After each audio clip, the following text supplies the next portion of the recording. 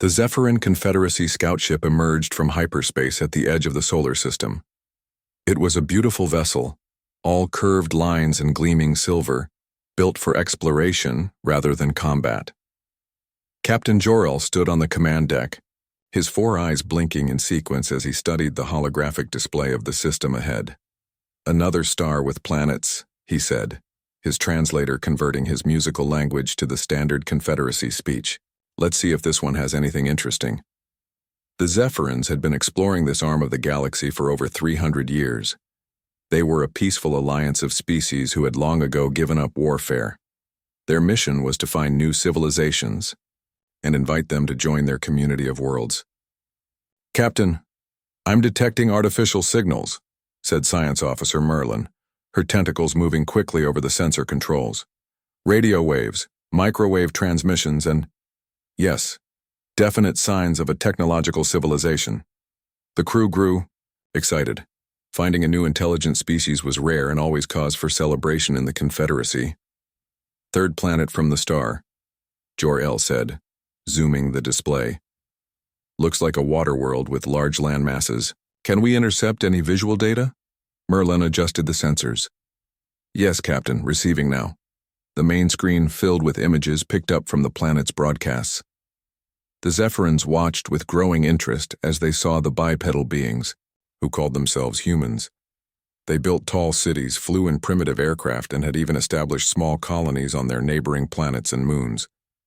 "They're quite advanced for a young species," Jor-El observed, "and they've spread throughout their system very quickly." Communications Officer Tekra raised a webbed hand. "Captain, I'm picking up military transmissions as well. They appear to have many armed forces and weapons." Jor-El nodded. This was common among younger species who hadn't yet learned the benefits of complete cooperation. "Make a note in the report. The Confederacy Council will want to know about their military capacity before making contact." The scout ship spent 3 days observing Earth and its colonies from a distance. They watched the broadcasts, studied the language patterns, and built a rough translation matrix.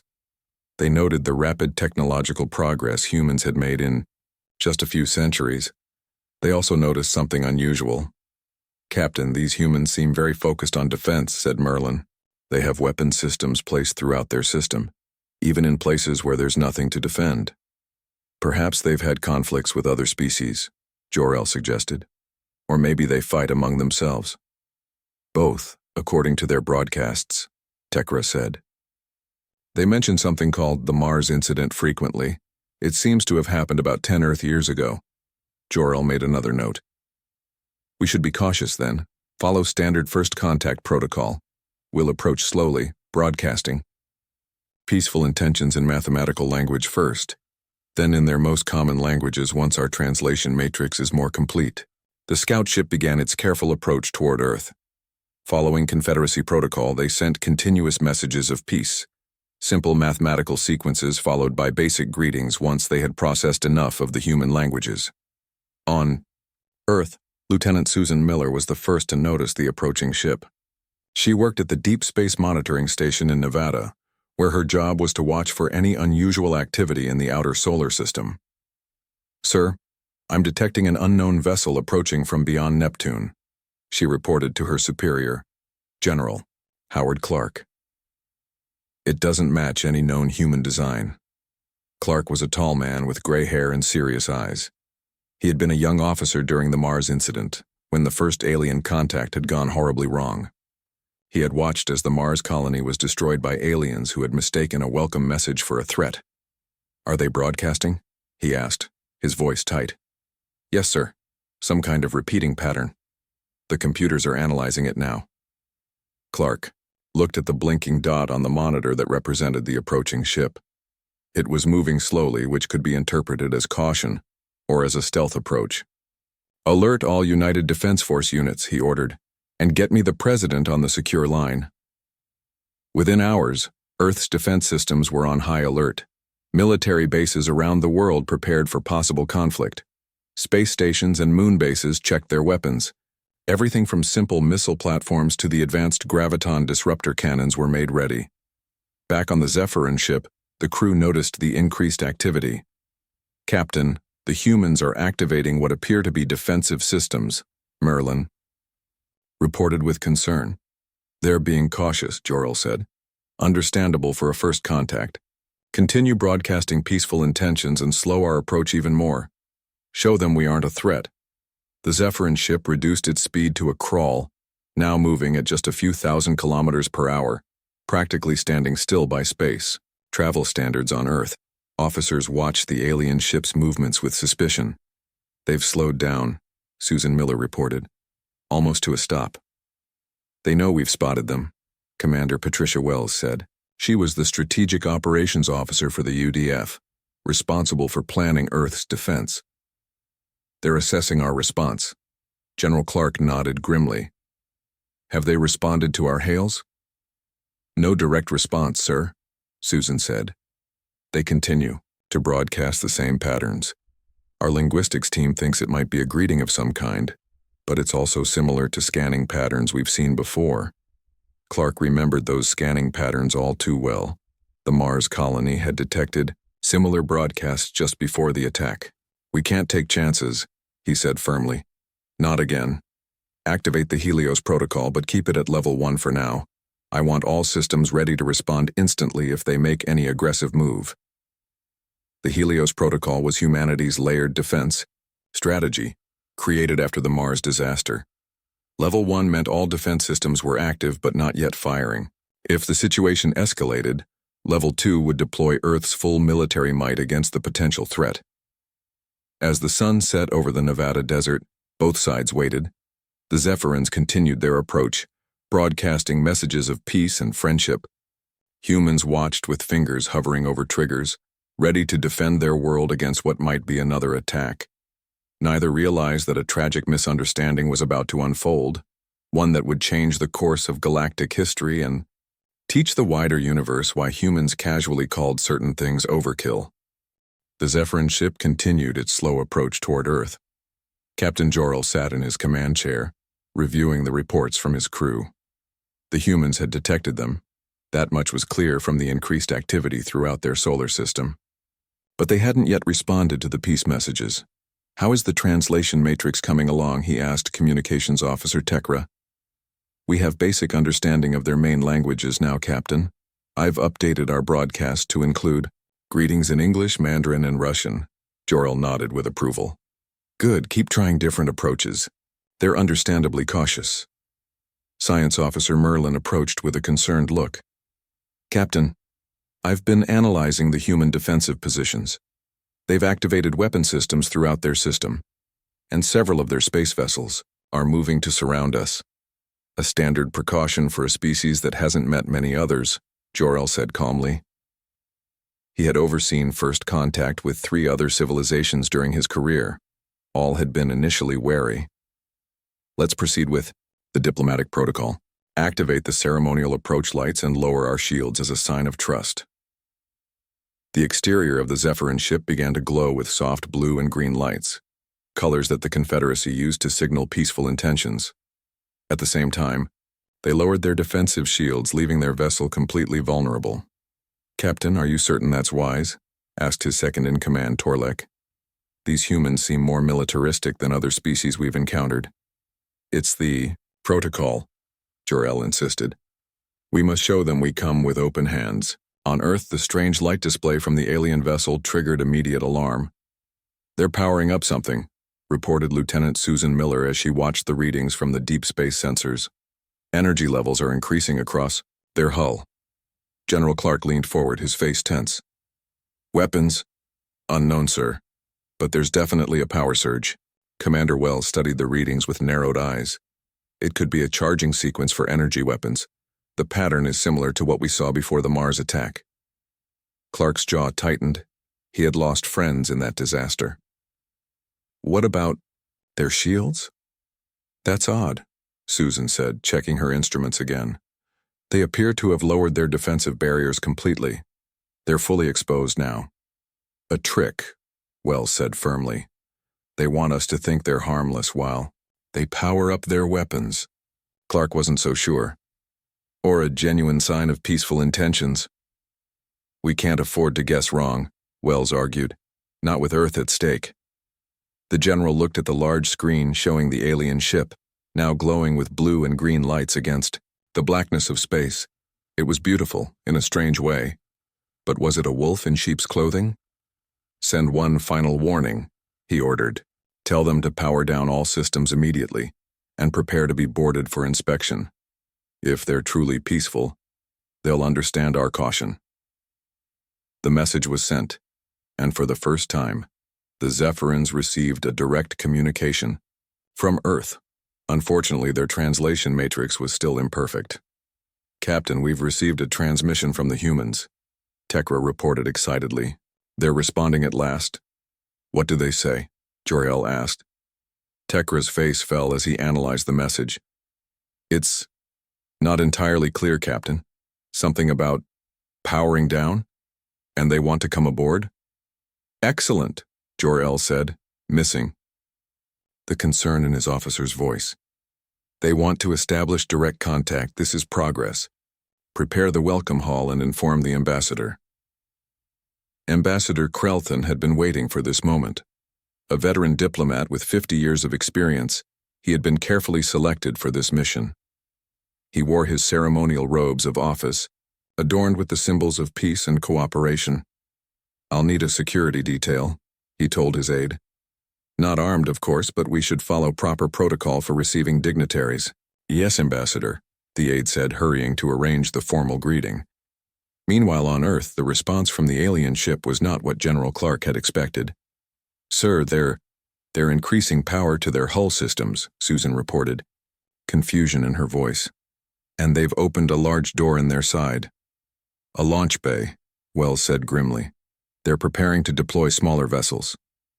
Clark felt the weight of command heavy on his shoulders. The alien ship wasn't complying with their demands. Instead, it seemed to be preparing for some kind of action. He couldn't risk another Mars. "They've had their warning," he said quietly. "Activate Helios Protocol, Level 1. Across the solar system, hidden weapon platforms came online. 24 satellites disguised as ordinary communication relays revealed their true purpose. Each contained a single kinetic projectile, essentially a large metal rod with guidance systems, designed to strike with devastating force. Targeting. "Systems locked, sir," the weapons officer reported. "Awaiting your command." Clark hesitated, his finger hovering over the authorization key. What if they were making a mistake? What if these aliens truly came in peace? Then the sensor officer called out, "Sir, the alien vessel is activating some kind of energy system. Power readings are spiking."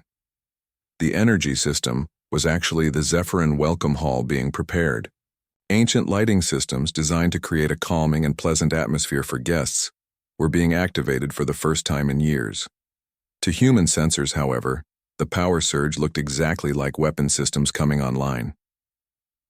Clark made his decision. Execute Helios Protocol, Level 1. From their hidden positions, the 24 kinetic platforms fired simultaneously. The projectiles, each moving at a significant fraction of light speed, were not aimed directly at the alien vessel. Instead, they were programmed to detonate near it. A warning shot in human terms. Aboard the Zephyrin ship, the first indication of trouble was a series of alarms. "Captain," Marilyn cried. "Multiple high-velocity objects approaching our position." "What?" Jor-El stood up in shock. "From where? Put it on screen." The display showed 24 streaks of light converging on their position from different directions throughout the solar system. "Raise shields," Torlek shouted. "They're not responding," the defense officer replied in panic. "We powered them. Down for the diplomatic approach." Jor-El stared at the screen in disbelief. "But we followed protocol. We showed them we were peaceful." As the ambassador and greeting party stood ready in their ceremonial robes, the first kinetic projectiles detonated around the Zephyrin vessel. Space lit up with 24 explosions, creating a sphere of destruction around the defenseless ship. The first contact between humans and the Zephyrin Confederacy had gone terribly wrong, and now both sides were about to learn painful lessons about the meaning of proportional response. Chaos erupted aboard the Zephyrin ship as the explosions rocked the vessel. Without shields, the blast waves slammed against the hull. damaging several outer sections. Emergency systems activated, sealing off breached areas and directing repair. Crews to critical points. Damage report, Captain Jor-El shouted over the blaring alarms. Hull breaches on decks 3 through 7, reported the engineering officer. Life support holding at 80% capacity. No casualties yet, but we have injured crew members in the outer sections. Ambassador Krelthin stumbled into the command center, his ceremonial robes now torn and smudged with smoke. What happened? We were preparing the welcome ceremony.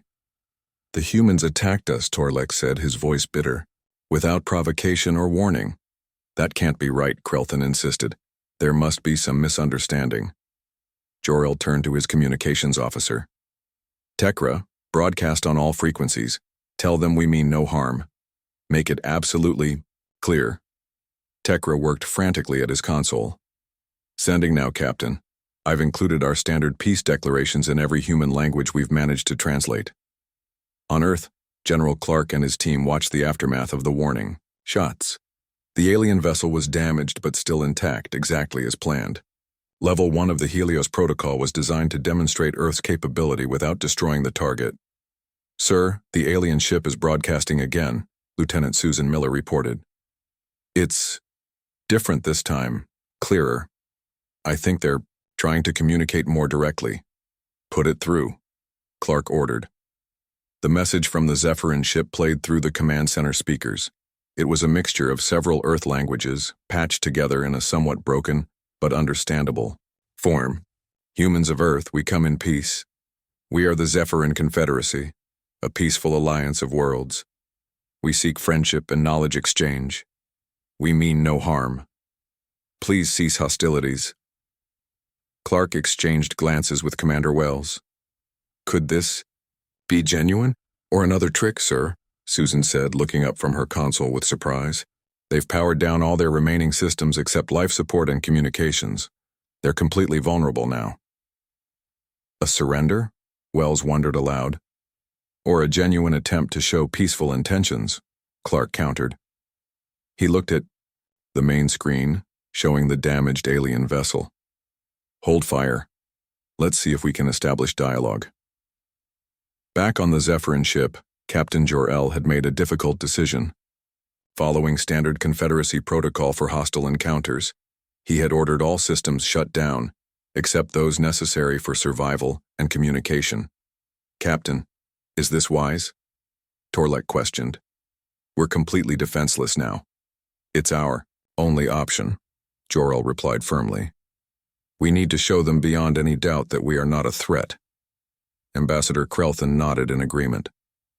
Our mission is peaceful contact. We must demonstrate that clearly, even at risk to ourselves. They waited in tense silence, the ship dark except for emergency lighting. Repair crews worked to seal the hull breaches while medical staff treated the injured. 23 crew members had suffered wounds of varying severity, but miraculously no one had died. The humans are responding, Tekra announced suddenly. Audio only, General Clark's voice filled the Zephyrin command center. Alien vessel, this is General Howard Clark of Earth's United Defense Force. Our attack was a measured response to what we perceived as threatening actions. If your intentions are truly peaceful, we are prepared to establish dialogue. But be warned, any hostile move will be met with overwhelming force. Captain Jor-El looked to Ambassador Krelthin, who stepped forward to respond. General Clark of Earth, I am Ambassador Krelthin of the Zephyrin Confederacy. We deeply regret this misunderstanding. Our actions, the lights, lowering our shields, opening our reception bay, these are all part of our standard greeting protocol. They were meant as signs of trust and peace. There was a long pause before Clark responded. Your greeting protocol looks remarkably similar to pre-attack sequences we've encountered before. Krelthin's eyes widened in understanding. You've had negative first contact experiences. The Mars colony, Clark confirmed grimly. 10 years ago, another alien species.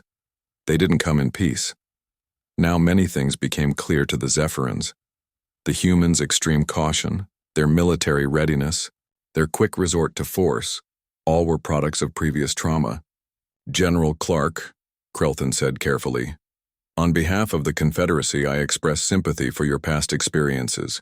But I assure you, we are not those aliens. The Zephyrin Confederacy has maintained peace among its 17 member species for over 2,000 years. We seek only to welcome new civilizations into our community, not to conquer or harm them. In the Earth Command Center, Clark's team listened to the ambassador's words with mixed emotions. It could still be a deception, Wells warned. I don't think so, Susan Miller said quietly. Their ship remains powered down. They've made no attempt to restore their defenses or retaliate for our attack. And look at this. She pointed to sensor readings of the alien vessel. They're actually diverting power from weapon systems to boost their communication signal. They're literally disarming themselves to talk to us. Clark nodded slowly. I'm inclined to believe them, at least enough to continue dialogue. He pressed the communication button. Ambassador Krelthin, we will proceed with caution. I propose an exchange of basic information about our respective species and civilizations as a first step. Agreed, General Clark, Krelthin responded, relief evident in his voice. For the next hour, the two sides shared information. The Zephyrins explained their confederacy, a loose alliance of worlds bound by shared principles of peaceful cooperation and mutual advancement. The humans described Earth's nations and their recent expansion into their solar system. As the dialogue progressed, tensions began to ease. The Zephyrins' willingness to remain vulnerable seemed to convince Clark of their sincerity. He even allowed a small repair team from a nearby Earth station to approach and help seal the worst of the hull breaches on the alien vessel. Then disaster struck. A Zephyrin engineer, trying to restore power to a damaged section of the ship, accidentally activated an old defensive system that had been standard on diplomatic vessels for millennia, but rarely used. A brilliant beam of energy shot from the ship, a harmless diagnostic pulse meant to check shield integrity. But to human sensors, it looked exactly like a weapon discharge. They're firing on our repair team, Wells shouted as alarms blared. Clark's face hardened. The brief trust he had extended vanished instantly. All units execute Helios Protocol Level 2. This ends now. Captain Jor-El watched in horror as the engineer realized his mistake. No, shut it down immediately. But it was too late. Across Earth's solar system, humanity's full defensive arsenal came online. What the Zephyrins were about to experience would redefine their understanding of warfare and introduce them to what humans casually called overkill. The Zephyrin ship shook violently as the engineer frantically tried to shut down the diagnostic pulse. It's just a system check, he yelled. Not a weapon. Captain Jor-El grabbed the communication console. General Clark, this is a mistake. The energy discharge is a diagnostic tool, not a weapon. Please respond. But no answer came. Earth had already made its decision. Throughout the solar system, military installations that had been on standby now activated fully. From bases on the Moon, Mars, and several space stations, ships launched in perfect coordination. 342 vessels of varying sizes formed up, their weapons charged and ready. Lieutenant Susan Miller stared at her screen in shock as she watched Earth's full defensive fleet deploy. Sir, this seems excessive for one alien ship. General Clark's face showed no emotion. The Helios Protocol was designed after the Mars disaster. It ensures no hostile force ever threatens Earth again. Commander Wells nodded in approval. Remember the protocol's guiding principle, Lieutenant. When facing unknown threats, overwhelming force isn't overkill, it's insurance. Susan wasn't convinced. But sir, their weapon didn't even hit our repair team, it missed by several kilometers. A warning shot, Wells declared. Next time they won't miss. On the flagship of Earth's fleet, the UDF Dauntless, Captain Olivia, Carter addressed her crew through the ship-wide communication system. All personnel, battle stations, this is not a drill. We face an alien vessel with unknown capabilities. Remember your training. Remember Mars. We will not allow another tragedy. The fleet moved in perfect formation, surrounding the Zephyrin, ship at a distance of 10,000 kilometers. Each vessel carried multiple weapon systems, conventional explosives, energy beams, and the feared graviton disruptors that could tear apart the molecular bonds of any material. Inside the Zephyrin ship, panic was spreading. Ambassador Krelthin joined Captain Jorel on the command deck, his face pale with worry. "Captain, we need to restore shields immediately." "We can't," Jorel replied grimly. "The power systems were damaged in the first attack. We couldn't raise shields now even if we wanted to." Torlek pointed to the main screen which showed the human fleet surrounding them. "We've never seen this level of military response. The Confederacy hasn't fought a war in over 6 centuries. We don't have the weapons or tactics to match this." Ambassador Krelthin tried once more to reach Earth. "General Clark, please. We mean you no harm. The energy discharge was an accident. A diagnostic system activated during repairs. We beg you to reconsider your response." In Earth's command center, Susan Miller heard the plea.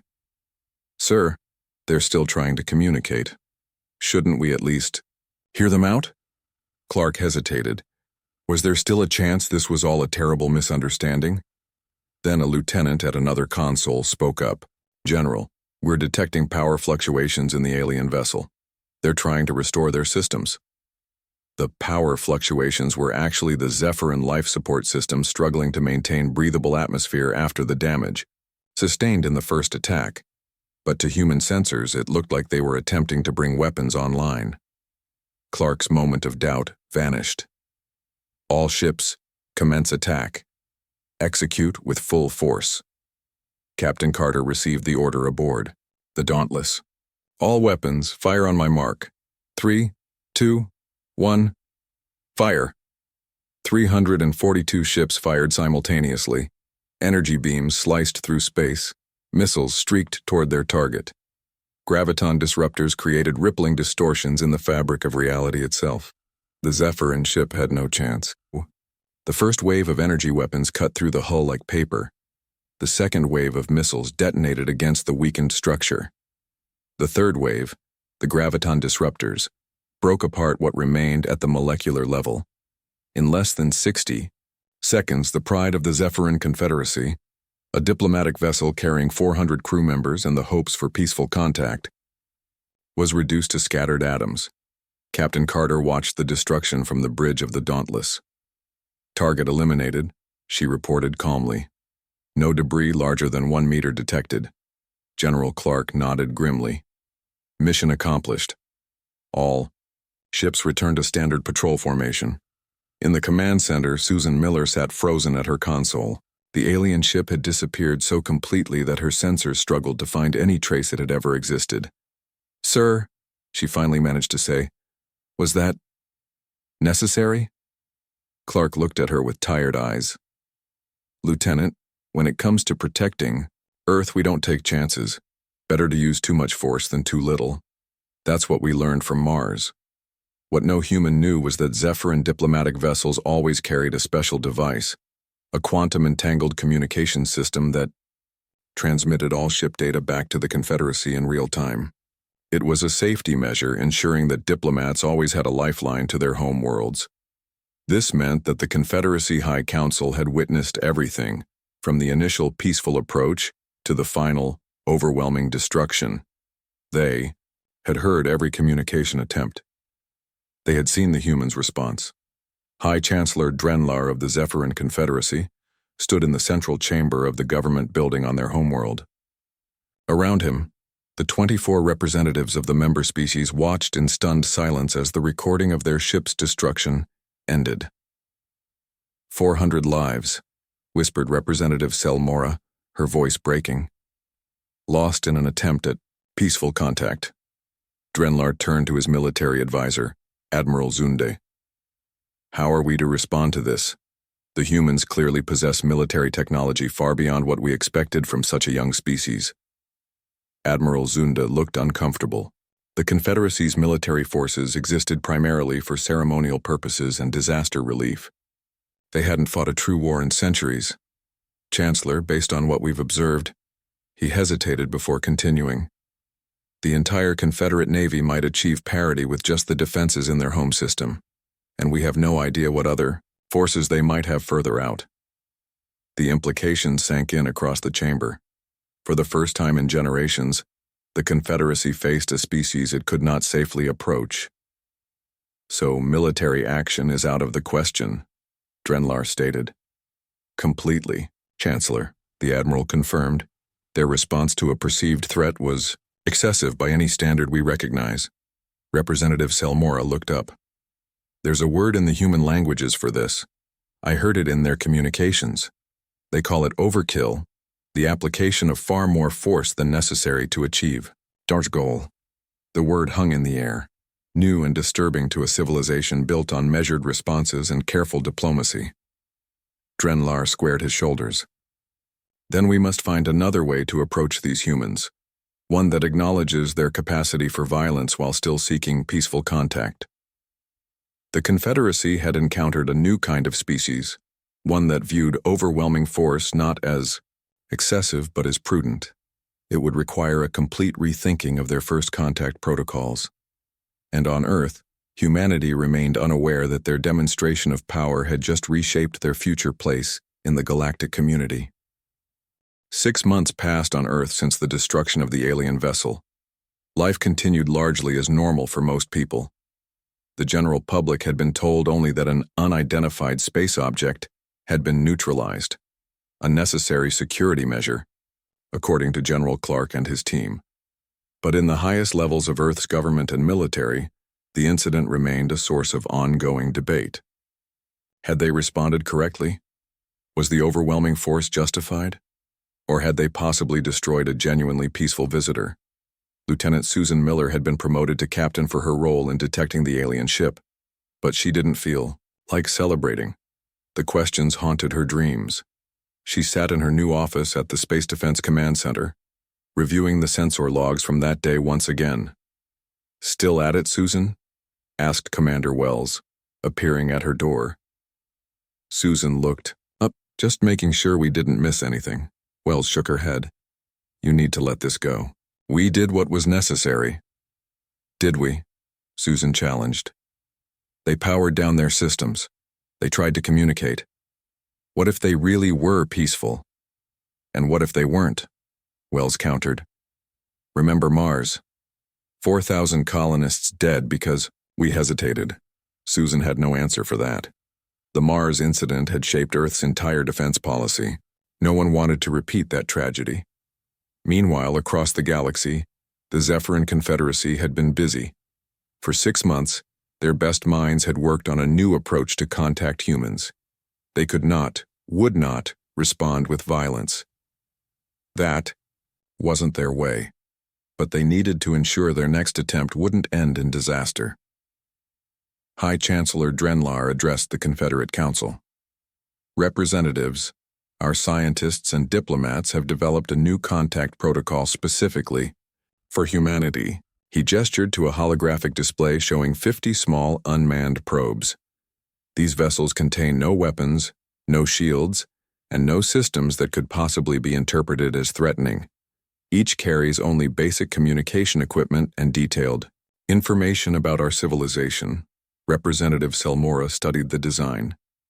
"They're quite small." "Intentionally so," Admiral Zunde explained. "Small enough that humans won't perceive them as a threat, but numerous enough that some should get through even if humans attack first." Drenlar continued. "We will send these probes simultaneously from different directions. Each will broadcast the same message in mathematics, then in all human languages we've been able to decipher." "And the message?" asked another representative. "Simple and direct," Drenlar said. "We come in peace. We deeply regret the misunderstanding. We wish to establish diplomatic relations." The Council voted unanimously to approve the plan. Within weeks, 50 small probes were launched toward Earth's solar system, approaching from different vectors to avoid appearing as a coordinated attack. 3 months later, Captain Susan Miller was the first to detect the approaching objects. "Sir, we have multiple small craft entering the system," she reported to General Clark. 50 of them coming from different directions. Clark's face hardened. "Another attack? Battle stations." "Wait, sir," Susan said quickly. "They're very small, barely 3 meters long. No weapon signatures, no shield systems, and they're broadcasting. What are they saying? Clark demanded. Susan listened through her headset, then looked up in surprise. It's in English, sir, and several other Earth languages. They're saying, "We come in peace. We deeply regret the misunderstanding. We wish to establish diplomatic relations." General Clark frowned. Could be a trick. Maybe, Susan agreed. But these probes are too small to pose any threat, and look at this. She pointed to her screen. They're completely transparent to our scans. We can see every component. There's nothing hidden, nothing that could be used as a weapon. Clark studied the readings carefully. After several minutes, he made his decision. Allow one probe to approach Earth. Keep the defense grid on standby, but hold fire unless I give the order. One small Zephyrin probe was permitted to enter Earth orbit. For 2 weeks, scientists and military experts studied it from a distance, then up close.